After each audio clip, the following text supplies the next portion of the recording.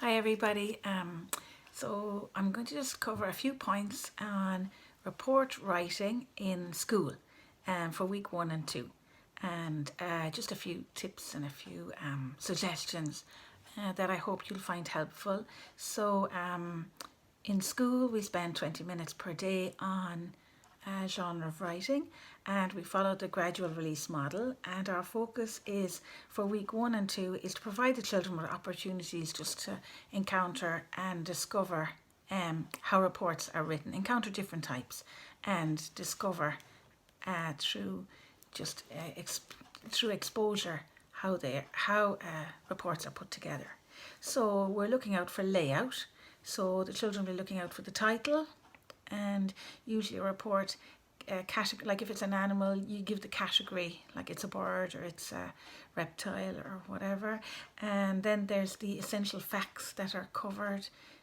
If it's an animal, what the animal eats, where it lives, its habitat, its predators, all that kind of, those important facts are given, and then a summary or an ending to show that you've completed your report. And then the vocabulary that has to be covered, there might be adjectives and adverbs. There's a lot of vocabulary that provides detail on a topic, and then the connectives as well. So we also recommend that there's a different sample every day to keep the children's interest. A variety of texts are provided. A report could be about a country, an animal, a plant, a football team, a person, a topic of interest like a sport. And so that would be very interesting, because children have first of all their own hobbies that they're interested in. It could be a favourite football team or a favourite sport. It might be into karate, or they might be into swimming, or they might want to write a biography about someone. It could link with history, like Anne Frank. You can link report writing with geography, science, all sorts of topics. So it lends itself to a lot of linkage, and you can link this then in with your weekly plans if that helps. Week 1, as I said, is familiarization, and then week 2 would be analysis of the text, like comparing different reports, ranking which one is better and why.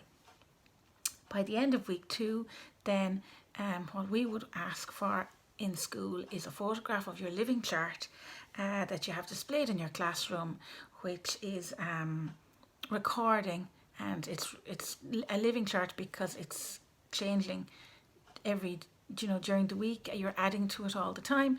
It's recording the structure of a report, the vocabulary that you're encountering. You're magpieing good words and putting them up, and the children are coming up with ideas as to why one report is better than another, and all the ideas are being recorded. So yeah, we need a photograph, please, by the end of week 2, and then also a little video with a question and answer session of a child talking, or the whole class answering questions from the teacher about a structure of a report and the vocabulary that is good in a report. So there's games and activities then that you can try out in your lessons. So, for example, if the children see a sample of a report, they might read it in pairs, or they might read it every second go, like a table tennis game. Or they might play a miming game where you have to guess what the animal is, let's say, that they're talking about. Or another one is babble gabble, read the report as fast as possible. Present a text to a group. So if the children want to talk about, if you have a report on something that children are interested in, then they can present that information to the rest of the class. Then the teacher is modelling how to present information, like the teacher could be making errors, like bad posture, or not making eye contact, or the volume of the voice is too loud or too quiet, and then the children are discovering how to present properly. Another idea for a good for a lesson on what to do with a report: interview a child in the role as Professor Know-it-all. Or you could have a panel of experts on a topic, or you could carry out a mock TV interview about a topic. Other examples, let's see now, would be hold back-to-back mobile phone conversations about a topic. Hot seat experts, make a list of amazing facts. Box up did you know facts. Have a display, true or false. Present information as a news broadcast. Spot the true fact game. So you'd have two fake facts and one true fact, and which one is spot the true fact one. Turn information into a diagram or an illustration. Transform information into bullet points. Create a fact file using small cards.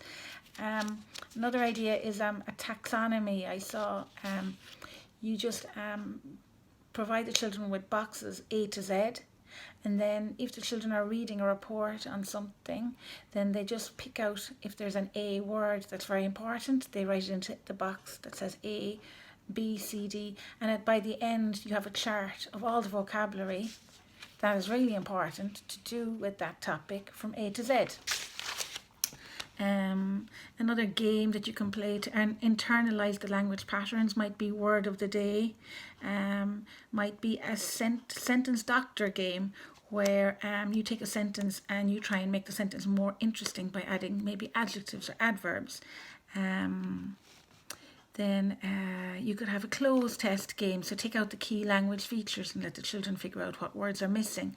Look at the report and think, why did the author write this report? Why did they need to know?